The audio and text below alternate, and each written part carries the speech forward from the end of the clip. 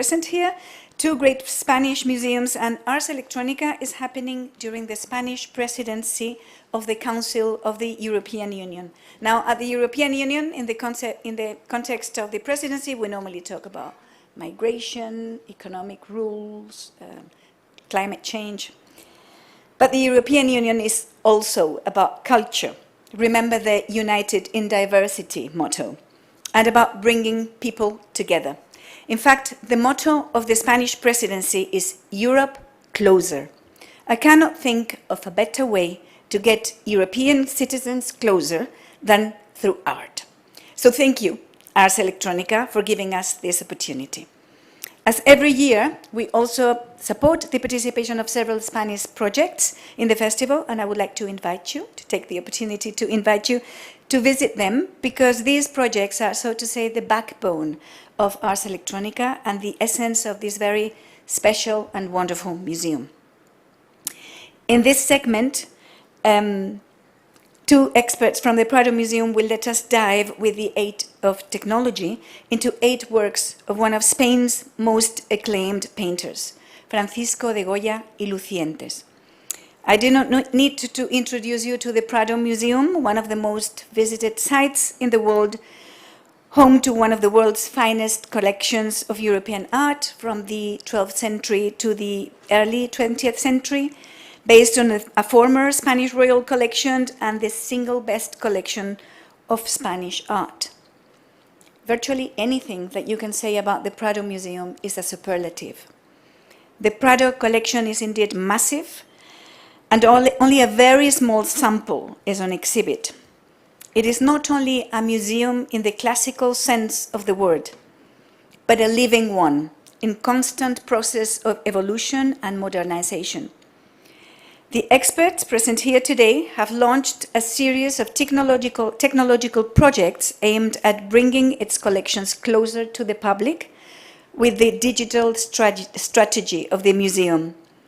I would also like to commend the museum's strategy to give visibility to women in art through its Prado en Femenino, the female Prado, a space in the museum's website launched on March 8th, the International Women's Day, and dedicated to showcase the role of women in all aspects of art through its collections.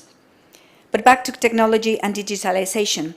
With these tools, museums all over the world aim at disseminating its collections, giving access to its treasures to people no matter how far away, and indeed enticing them into actually visiting the museum one day. So I would like, if you like what you see today, I would like to invite you to come to Madrid and visit the Prado Museum. I am grateful that 2 experts from the Prado Museum are here today. Javier Pantoja, Head of Digital Development, and Alejandro Vergara, Senior Curator. Thanks to them, we will have amazing amazing trip into 8 works of one of our most universal paintings, Goya. He is, by the way, the most extensively represented artist in the Prado collection. If you type Goya on the Prado website, you will find that there are 1,203 entries. He is often considered as the last of the old masters and the first of the moderns. His vast work encompasses all paintings, drawings, and engravings, and marks a turning point between the 18th and the 19th centuries. From his masterful portraits of the Spanish royalty and aristocracy, his cartoons for tapestries, his passionate depictions of historic events in Spain, to his black paintings reflecting his physical decay and isolation in his last times, Goya remains one of the most fascinating geniuses of all times. With this, I leave you to Alejandro Vergara, and thank you very much again for your attention and to all those who made this event possible. Thank you.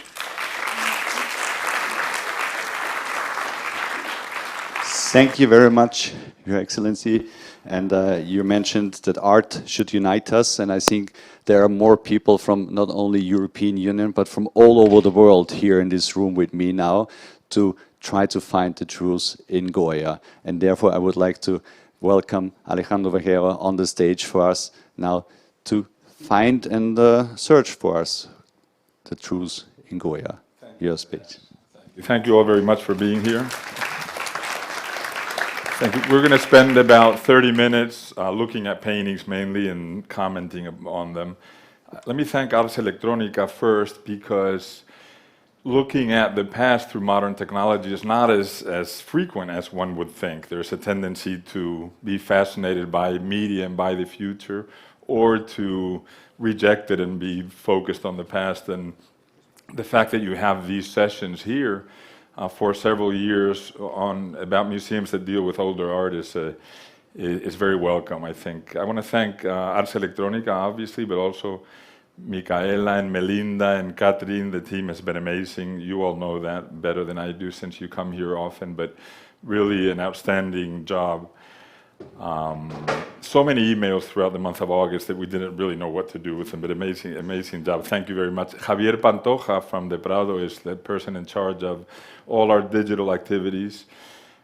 So thank you. Also, more than thank you, we've done this together. Javier wanted me to remind you that every image that you're going to see, you can see in high resolution in the Prado's website. And we have within our website a particular web or section devoted only to the art of Goya. We have about 150 paintings by him, and up to about 1,000, meaning prints and drawings mainly. So it really is one of these artists that if you want to focus on his production, see the world through his eyes, you have to go to that museum, and the Prado in this case. Let's see the first image, please. So what I want to do is focus on art, use this technology, which basically means very big and good images, to find meaning and value in the past, in the art of the past. And that's really where my focus as a historian is, more importantly, where the focus of museums that deal mainly with art of a past, not a very distant past. Goya was born in 1748, died in 1828. He's fairly recent, but still, he is the end of a long tradition in terms of worldviews, art making. He also connects with us near the end of his life. But it's very important for me to tell you that what I find most interesting is to, again, see how with these great images we can do in a way what we've always done as art historians, which is to find, again, value and meaning in things from another time. Things meaning not as much people as art making, a kind of art. This image that I show you here is from 1800. Goya is a mature, successful artist, leading court artist in Spain. Spain is a monarchy close to the French monarchy, which has ended dramatically, of course, in 1789 with the French Revolution. So there's a certain undercurrent of tension that has to do with power not being shared enough with where power structures now lie. Think of monarchy and the aristocracy holding power, but money being mainly in new classes. This slowly boils up into the French Revolution and the end of the 18th century in Europe. Think of, again, tensions that Goya is going to be especially sensitive towards, not as an ideologue, not as a politician, but as a painter who kind of intuits that things are going wrong, that something underlies life as it always does. I'll get to that in a little bit. He's also someone very closely attuned to the tradition of art making. He is royal painter to the Spanish king. That means he's royal curator and royal restorer as well. He is in charge of caring for, restoring, hanging what has been the largest collection of Europe from the late 15th century onwards. The example on which other great collections of paintings in Europe have been built is the example of Philip II of Spain, Philip IV of Spain, etc. Already at this time you had in the Spanish royal palaces the largest collection that existed of Titian, of Rubens, of Bosch, of Patinir, of a number of major artists.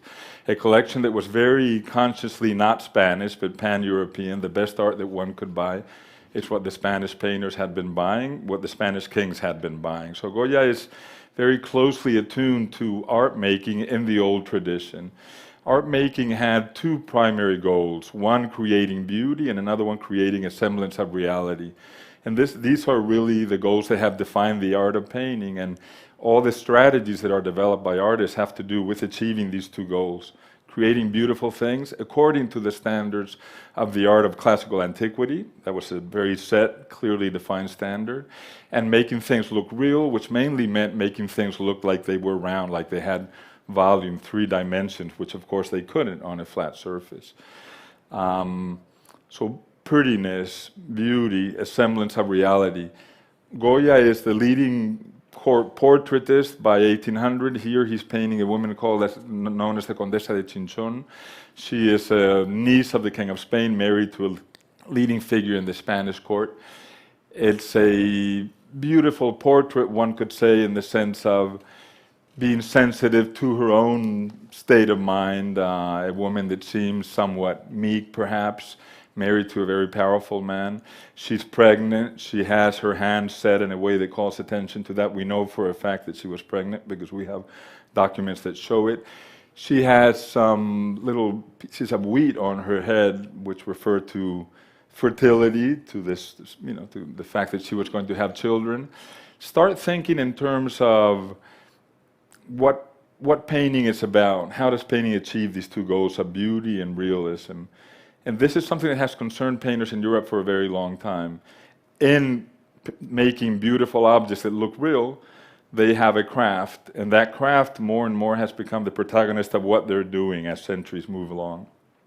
And that's what I want you to focus on mainly. That's what I think we can gain by looking at very large images such as this one. Maybe we can get close to maybe the upper half of the painting. We can zoom that up. Think about things such as when one gets dizzy looking at this. If you can stop moving it as soon as you can. Thank you very much. Think about the following process. It is the job of an artist to paint something realistically and beautifully, and something that looks beautiful.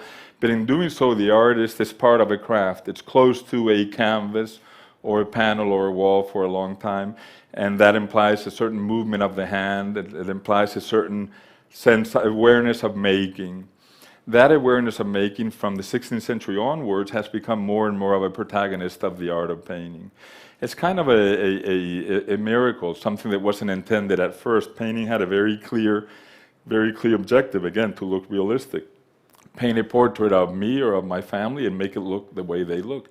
But very soon what happens is the painters realize that in doing that, they're creating a different kind of beauty. They are using a language, which is a language of art, of the art of painting. And in doing so, they're finding that there's a different kind of beauty and a different kind of expression. And that expression and beauty has to do with, for example, the rhythm of the two arms, the way one arm relates to the other one, or the way the arms relate to the arms of the chair, and the different angles, and how there's formal rhymes, and how you begin to create something akin to a musical melody where you have different notes, and these different notes create a sequence, a formal visual rhyme that has an effect on the viewer. It's a peculiar kind of beauty. Look also at rhymes that have to do with color. The blue of her outfit, the blue and white colors are the colors of the Spanish Bourbons. But there's a little bit of a sense of an echo between that blue, the blue here, and the blue that you find in the blue sash of the portrait in the ring of the woman, of the portrait of her husband that she's wearing as a ring. Let's focus out again. Let's see something close to the full picture. I find especially interesting in this painting the fact that there's a huge difference between the upper half and the lower half. And again, what I'm trying to do is take you to the realm of art. Think of the art of painting as transformation. There's a reality. Figurative art transforms that reality into art, and that transformation is what I'm trying to focus on. And art is the process, that path of transforming. That's where art happens, in the art of painting. And that's where this technology, I think, can be very helpful in bringing us close to that as we focus more on it.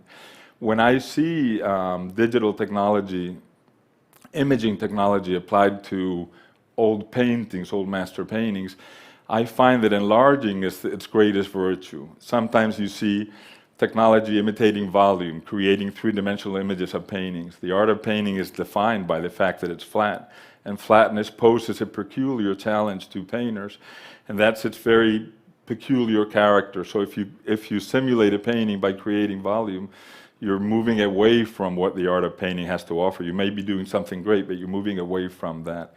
Another thing that moves us away from the actual character, the very nature of the art of painting, is movement. When you see digital technology being used to emboss painting, everything starts to move around. Well, one of the characteristics that's peculiar to the art of painting is that you can focus on a single image for as long as you want, because the image is still. And you find the peculiar beauty of the art of painting, which has to do with the overlapping of translucent tones, things of that nature. You find that that is something that you want to focus on. And by focusing, what you're doing is you're making that experience of living, of looking longer, and therefore moving things around, which may be something beautiful in itself, but it's a different kind of creativity. So I think enlarging is where we have a lot to gain by looking at this.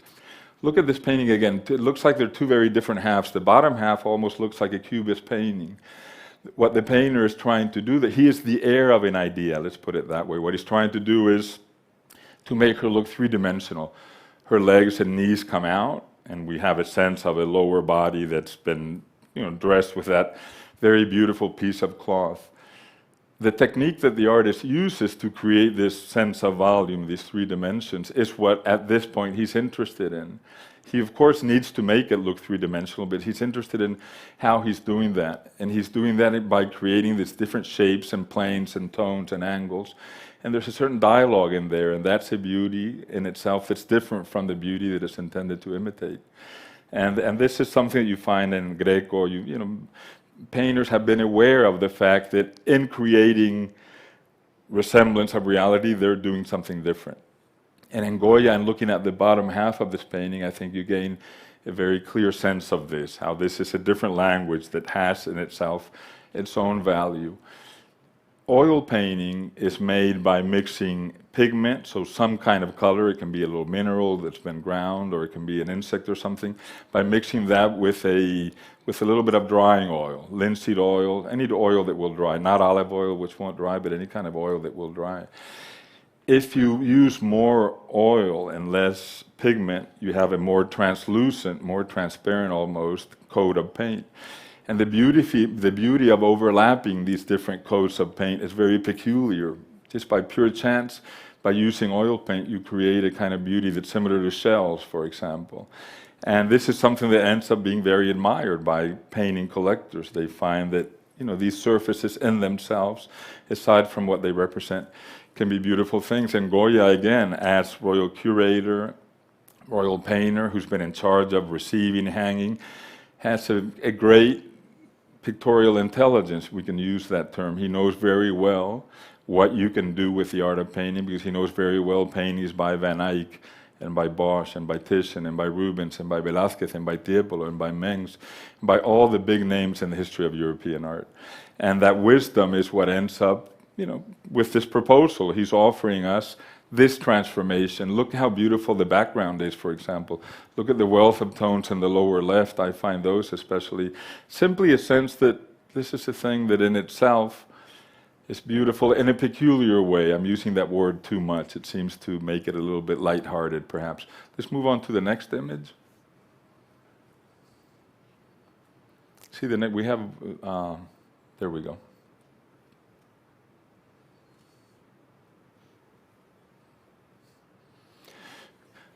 A little bit earlier, about 1780, Goya is hired, in fact, as royal painter, comes into the hierarchy of royal painters, which is the highest post that you can have in Europe as an artist at the time, as one of a team of designers of tapestries.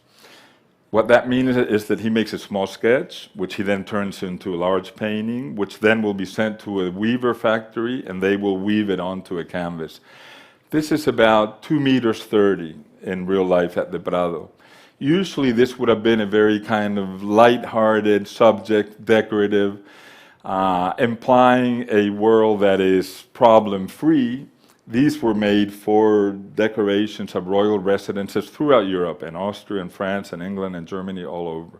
And again, typically they were very worry-free, kind of gay subjects that were decorative, intended for living rooms, dining rooms, etc.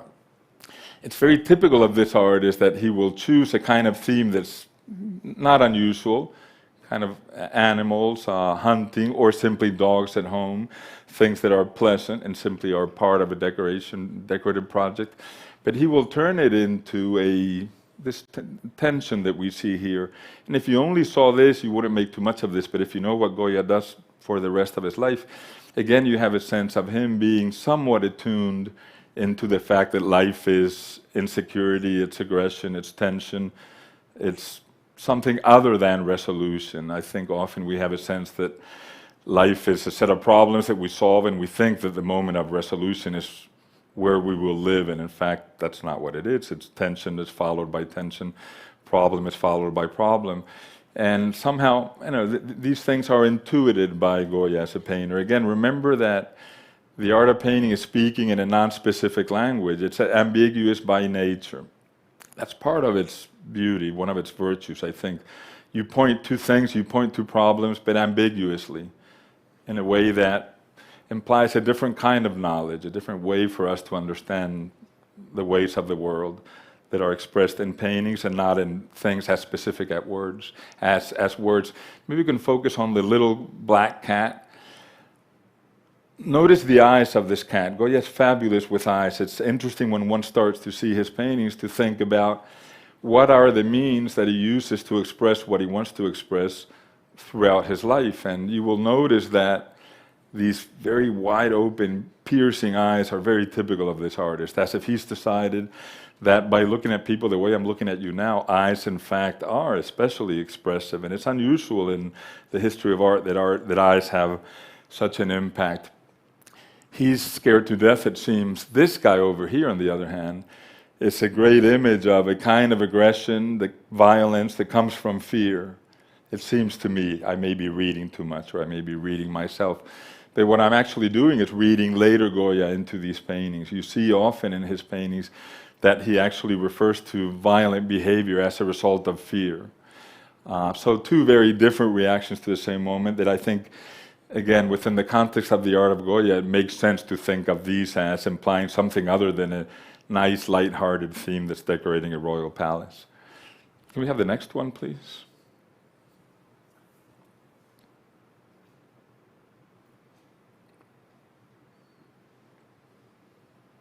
So we're focusing on art mainly, not on the medium that we're using to look at art, but we're focusing on art. I'm going to call attention to some things that we see better by having this huge format than if we didn't. This painting is about 90 centimeters wide. This is one of these sketches that Goya would do to then himself make a large life-size painting, which would be sent to the tapestry factory so the weavers would weave a tapestry of the actual size of the painting. So this is the earlier sketch, the first idea of Goya, who complains, actually in several letters, of the final size of this image is so big that it's giving me a lot of problems. He says that in writing several times. This is a view of Madrid. Still looks kind of like it does today, with the royal palace towards the left, still there. The mountains in the north of the city, you can see them still about 25, 30, or let's say 40 kilometers north of Madrid. Some churches still looking the same. That strange brown tone that I like to interpret as typical of certain Sahara dirt storms that make it all the way over Spain, Calima we call it. It may not be that. One thing that you learn when you deal with paintings is the colors change with time, and sometimes we read too much, but that brownish tone can't be pollution in 1780, so it may be this Calima that we live with fairly often when these, again, clouds with brown dust come over Madrid from northern Africa. This is a festivity that takes place on May 15th, still takes place now, San Isidro. It's a holiday in Spain. People come out of town and are seen enjoying themselves. If one is attuned into dress codes of the time, there are some different social classes here. There's pure pleasure on the side of these two men that are looking interestedly at these two women, and at the back of this one. They are dressed in typical upper-class aristocratic fashion for the time. So are they, these two women. All Europeans at the time, the European aristocracy at this time was dressing in a way that was denying the distance and classes that existed at the time that ended in the French Revolution. Only 1 year after this is painted, the French Revolution starts. The taking of the Bastille is 1789, this is 1788. These people, the kings of Spain, are cousins of the kings of France that are decapitated. So this is, what's happening is very close by. And it's the consequence of this bubbling up of tensions that have been going on for, it's about a century and a half technology, science, money being in a different place than power, which is still in the hand of aristocracy and royalty. But there's a sense here of ignoring all that problem, and that is really where a lot of royal patronage and the aristocracy are. Looking at all this in positive terms, that royal patronage, that aristocratic patronage has resulted in one of the greatest art forms that Europeans have known, which is 500 years of extensive, very demanding education. To become a painter, you have to go to the house of another painter. When you're about 12, you have to spend several years there. You have to pass different exams to be able to be a painter. A real sense of continuity. Titian is learning from Michelangelo, Rubens from Titian, Velázquez from Rubens. A real sense of a genealogy, of a chain. Of this is an art that is created and that is successful and that collectors believe in for a long period of a good several hundred years. So, we have the sense of at the end of a society, we can look at this from a social point of view, but we also have a sense of what that society and those values were promoting, in the sense of, the idea that creating beautiful things matters, and matters for a good several hundred years, is something to keep in mind when we think about the past, perhaps. Very Rococo is what we would perhaps call this. The term refers to decorative arts, not painting, but it's this prettiness, lighthearted, avoiding focusing on the real issues in life, and continuing with the creation of very beautiful things. Think of people at the same time making beautiful chandeliers, beautiful frames for paintings, extraordinary beds, things of this sort. There's a lot of that one can see in Austria and Vienna and the Vienna museums. Over here we have the other kinds of people, working classes. Their outfits are being imitated, I was going to say this earlier, by the upper class women, because there's this pretend. Marie Antoinette does this in France, and Josephine Bonaparte even a bit later. You kind of dress as if you were a peasant, but it's obvious that you're not. And you're doing that to kind of deny. It's kind of a cultural reaction to a social reality that's happening at the time. See if we can focus on those trees there on the upper left, if we can bring those down here a little bit. The others, these, yeah. Look at these, look at this set of trees here. What you can see is each one of these is the width of a brush, and you can see the artist pressing the brush against the canvas and moving it down and creating these different trees with each stroke. This is the kind of thing that I think is beautifully brought to the fore by images such as this. The fact that this is the making of something. We can even think of digital media and art in terms of, when you look at paintings, a natural tendency is to walk closer to them. You want to get very close, you want to see closely. I'm not sure what you're looking for, but you do. If you do that with digital media, of course it disappears. If you do that here, you end up with things such as what we're seeing now. All these cracks, by the way, are pretty typical of older paintings. It just happens. Let me bring that big building there on the, bring that little, there you go, that's good. You see all these black lines that you can barely see, that's an evocation of columns in a shady side of the building. What the painter has done there is mix the black color with a little bit of water so that it's formed in this kind of grainy way, and it's not absorbed by the canvas or by what's underneath. And that's his way of creating a sense of columns but on a dark facade. So you really get to learn a lot about the technique of an artist, simply something as simple as that. Let's go to the next one, the next image, please.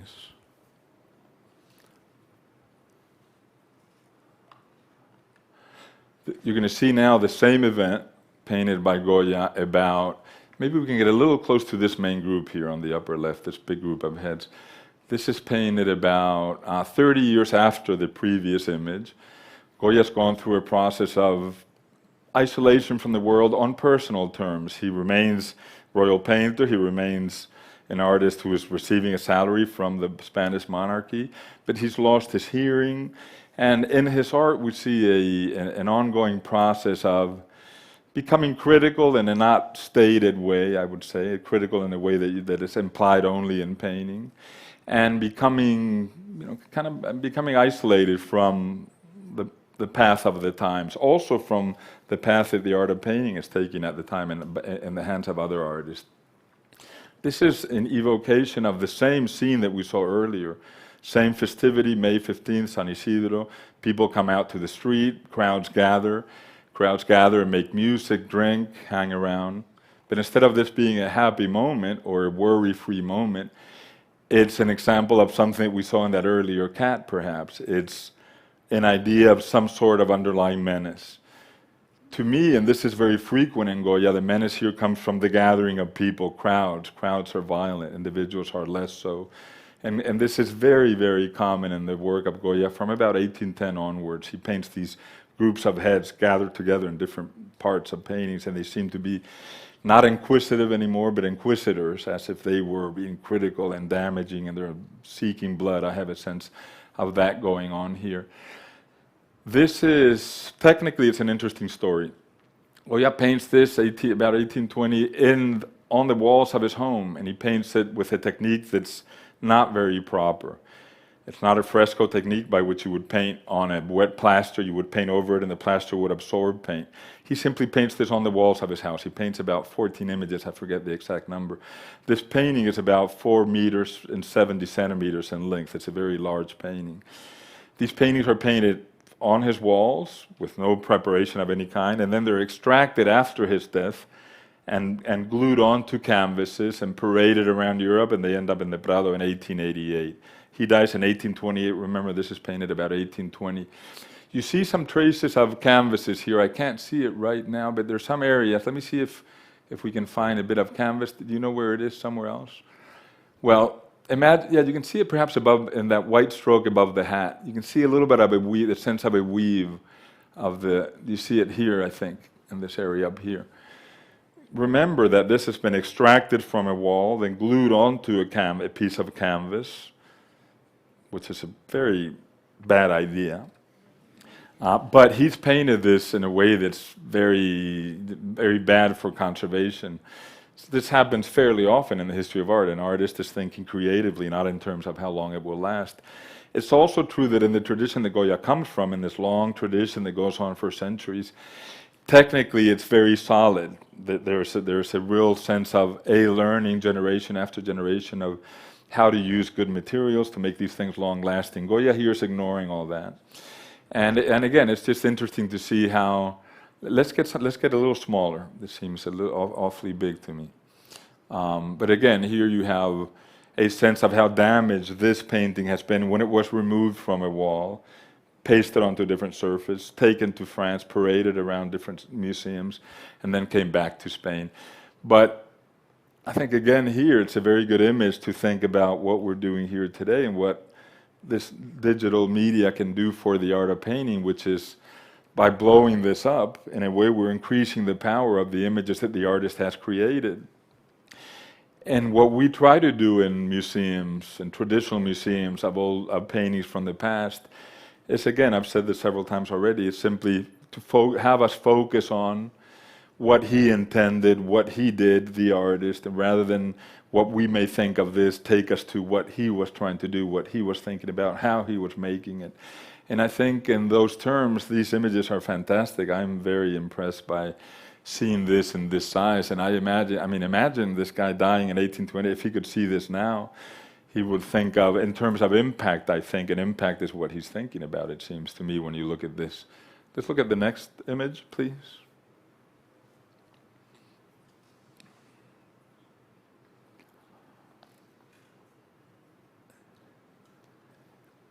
Okay, this is a little bit of quick history. In 1808, Napoleon invades Spain, and that invasion implies a problem for Goya. We must assume it's an unspoken personal problem. Goya's a part of Spain that's liberal, progressive thinking.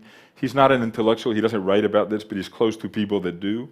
And what those people find that their ideal politically is in France, and it is close to the French Revolution.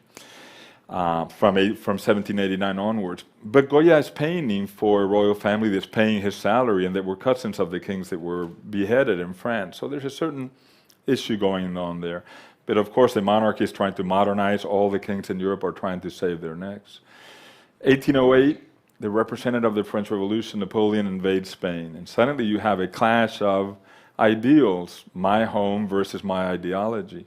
And this clash of ideals, I think, is another one of these reasons that explain the sense of Goya being especially attuned to life as a place full of tensions that often cannot be resolved, such as what I'm explaining here. These French soldiers, a lot of them of Egyptian or even Middle Eastern extraction, which were volunteers and mercenaries in the French army, and the French dragon on the upper right. These are the representatives, or were until a few months before the invasion of 1808, the representatives of Goya's political ideals, but suddenly they are the invaders. Goya, another interesting thing to think about, he remains royal painter, and the French king, the brother of Napoleon Bonaparte, Joseph Bonaparte, which will be king for 6 years, he will be Goya's boss, and he will be paying Goya's salary. So Goya remains someone who has to, navigate a real life, which means what I believe in, what I think, I need to get my salary at the end of the month. And again, someone that we have a sense that thinks or expresses his thoughts as painters do, not as someone who writes or speaks does, in a way that's ambiguous, that is. These paintings are painted after the fact, but telling a story of the day the French troops come into Madrid, May 2nd, 1808, and there's a popular uprising. What we see here is a scene inspired by that popular uprising, which Goya has turned into something radically different. And here another issue that's always of importance to art historians, which is something that is new. The idea of progress is very dear to artists from the Renaissance tradition onwards. As far as they can write, every time they write about their art, they talk about the importance of doing something new, with a sense of being part of a change, of being linked to the past, but of doing something new. And Goya is very important in that sense, because battle paintings, paintings of war, had always been about epic stories and very noble stories and heroes and very grandiose and very rhetorical also. And this has become something completely different, which is mainly about terror and fear and violence, expressed mainly, I think, through the eyes of the sitter, of the man, and of the horses especially. Come close to these eyes, which are absolutely spectacular. Look also what's going on down. Well, that's good like that. Or bring him up a little bit. This guy with eyes wide open, full of anxiety, terror, fear, an energy that is being fed by this situation. He's piercing the body of this white, pure, innocent animal who has nothing to do with what's going on. Throughout the painting, that seems to be the device, that Goya's strategy, this idea of innocence versus a violence that has lost all purpose, that is part of a context of violence. So beautiful eyes. Come close to this man over here. Beautiful is a strange word, I guess, to use for this, but bring him up a little bit so we can see his face. But look, think about the artist applying these red strokes, letting them drip down. Look at little pieces of paint, such as the sash of that man with the knife on his right hand, how that is, simply strokes. And think about the fact that when Goya is painting that, or come over to the right a little further. There was a part over here that I wanted to show. Well, this is fine right here. This is good. So the angle of the pose of this body, the tone, the color green, all the wealth of tones that are used to make that green. In doing all this, Goya is being an artist. He's not thinking about war when he's creating these different tones of green. He's thinking about what painters used to do when they were creating a semblance of reality, something that looked real in the sense of a real material, a real volume, but he's doing it at a time when being realistic is no longer enough, and he's creating something that he finds makes sense as something painted. And that transformation that he believes in, that is the art in general and the art of Goya in particular, has brought him to things such as this particular figure, this pose, all these tones, the tones in that green jacket. Let's see the next one. The day after this uprising, there was an execution of the popular classes that had resisted the French invasion, and Goya makes this painting, which is not in a specific place, but inspired by those events. And what he does, and let's focus on the fear of death of all these figures around us over here, the figures on the left especially, I think. Look and think of what you would do when posed with a challenge of how do I represent a man who is about to walk up to his turn and he's going to be shot and killed, and etc., etc. Think of these things in your own words.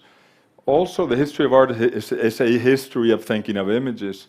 When you think of death and sacrifice, the local patriot who sacrificed his life, thinking of the crucifixion of Christ, even to the point where you even find, at least in that hand on the right, what could be the mark of a nail. It's to that extent.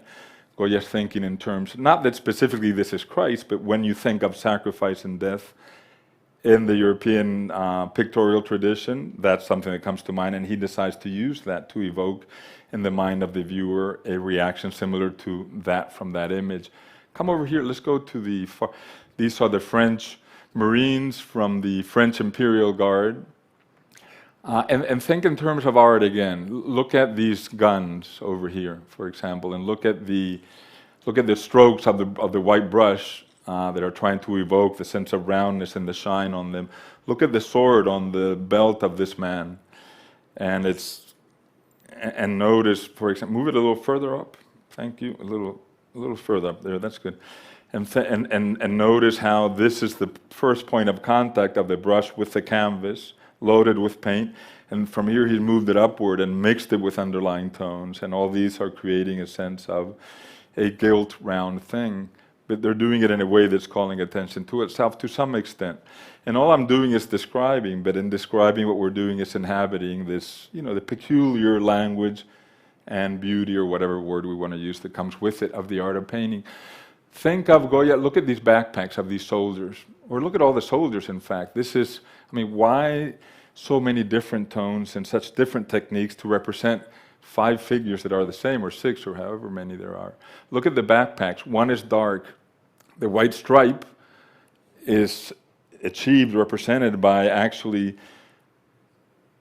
pressing on a wet surface of brown paint and removing the brown wet paint to show the canvas underneath. But the backpack right next to it is done in the exact opposite way. The backpack here in the back of this man, come down a little bit. What you see here, this light brown tone, is the underlying tone that the painter has used to prepare the whole canvas before he started to paint. He simply doesn't need to cover it up when he's painting here. So I think it's quite beautiful. This is an amazing image to see this in this scale. And I think it's very beautiful when one sees this to focus on the artist as artist. Think of the armpit here of the soldier moving the stroke, he wants this bright light that's coming from the light way next to the man that's being executed. It really works fantastically, in my eye at least, as a way to come really close to something other than the illusion that we're seeing, and that something other is the language that is being used to create that illusion. Let's go to the next one. I think we have 2 more, I believe.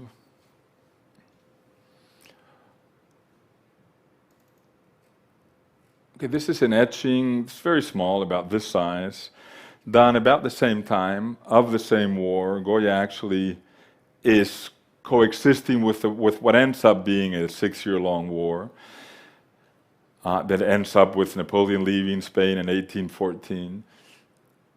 And one of the things that he does is he thinks about business projects during this time. So he goes out on the streets and makes drawings and creates a series of, I believe it's 82 prints, etchings, of scenes of war and scenes related to the war with the French. And he calls them the disasters of war, los desastres de la guerra.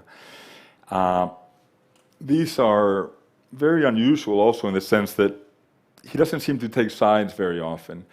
The aggression that comes from the guerrillas, the street fighters, the word guerrilla comes from the war. The word guerrilla in English comes from this war. This type of figure is violent and it's vicious and it's rejoicing in violence, it even seems. Behind you can see, between the legs of one of them, you can see 2 of them that are, seem to be, you can see the back and the backpack of one of these French soldiers, his hat over here, and the pleasure they seem to be taking in destroying that man who they've already brought down. The French soldiers are anonymous, a different kind of violence, more modern, more machine-like perhaps. Fantastic images of these 2 men. Goya is really part of a young group of artists, even though he's not young anymore, but that are, his choreographies and his faces are far from this classical idea of beauty, and he has decided that as an artist, making a beautiful face the way that ancient sculptors used to do it, that's been done. There's no need to do that anymore. And he is finding that in kind of awkward poses and combinations of limbs and bodies and awkward expressions and faces, there is something there that makes painting still relevant rather than looking a little bit old-fashioned already by this time. This is an engraving, well, the inscription says with reason or without, typical Goya inscription in that it's very ambiguous, even though the language of words could not be, or could be very specific and concrete. Goya very often is ambiguous, even in his inscriptions, because with or without reason, you don't really know what to make of that. If it refers to with reason because they've been invaded, or without because they invaded, or does it mean violence in general and an attitude in life, or what it means.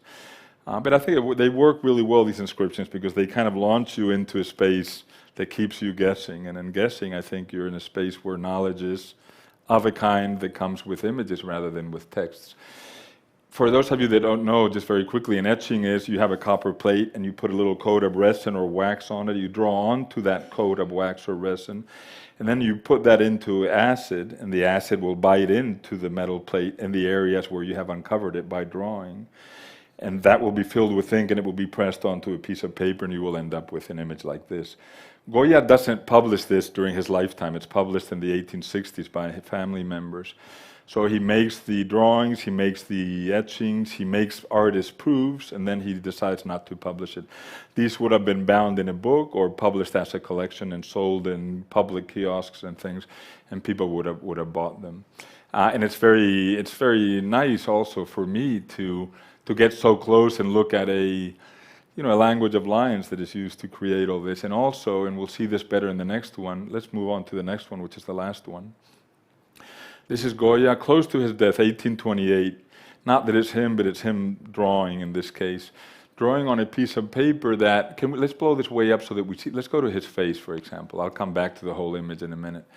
But when you look at his face, or when you look around here, you can see paper is a paste made of water and vegetable fibers, and it can have certain textures and certain tones, and artists are looking for tones and textures and economy in order to decide which paper they use. This is a very rough paper that picks up creates a lot of sense of texture. As you move a crayon or a pencil across a piece of paper that's very rugged, that's very textured, you create this irregular surface, and that is something that Goya is clearly looking for. It creates a certain kind of rough-edged look. It reminds me of maybe a distorted electric guitar kind of sound, that kind of thing. Goya does this, we don't know exactly when, but 1 or 2 years before he dies, so 1826 or 7. He dies at age 82 in 1828. He's living in Bordeaux by then. He's self-exiled. He collects his salary and leaves, goes to France. There's a very conservative monarchy in Spain at the time for a few years, and he decides to leave and move away from that. He'll die in Bordeaux in 1828. As I said, let's move out a little bit. Let's see something closer to the whole image. And he does a series of fantastic drawings when he's there, in which he appears to be fascinated by kind of new technology. You see him painting people skating. That's not a new technology, but you see him painting, they're crazy on their new skates, and you see someone skating along on roller skates falling backwards. Or you find someone carrying another person in a backpack, and they say, this is how they carry old people here. And someone is walking along with someone sticking their head out of a backpack. So he just seems like an old guy who has the curiosity and the creativity of a young person. What he writes in the upper right means, aún aprendo, I'm still learning. And it really is, in the end, a way to bring kind of an optimistic note, which was always there, to the art of a man who's very attuned to underlying tensions and violence and aggression and fear and paranoia and all these things. And the positive note in him, as we've been seeing, is the sense that he has kind of a never-ending curiosity that keeps him alive, really. It's a vocation for learning, which again I think has something to do with what goes on here in Ars Electronica. I know the sense that that there's something new that makes you open your eyes a little wide, or that makes you feel wonder, and that's really what the best art brings to us, is wonder, sense of wonder. They actually, within the history of art, people that write about art, often artists, even talk about this idea that it's about wonder, it's about making us open our eyes. Americans use the term aha, the aha moment. Well, in a way, that's a little bit what Goya's looking for. Let's get close to these hands. These hands are fantastic. I like to imagine, we don't know this, an artist with a slightly shaky hand by then, still being able to paint these hands absolutely beautifully in a way that's absolutely convincing. They seem even a little bit like the hands they have arthritis, the hands of an older person.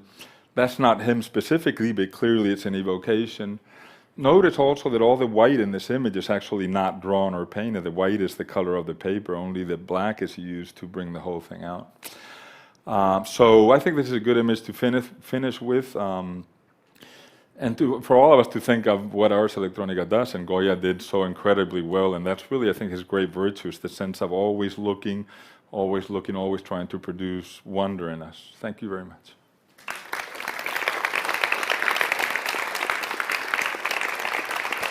Alejandro, thank you very much. It was a pleasure. Also, Javier, for bringing us these wonderful images here to us. Her Excellency, without your support, this wouldn't be possible. There will be more programs here in the Deep Space. Until then, I would really love to see you again and enjoy the wonderful festival of Ars Electronica. Thank you very much. And the exit is now on the left-hand side.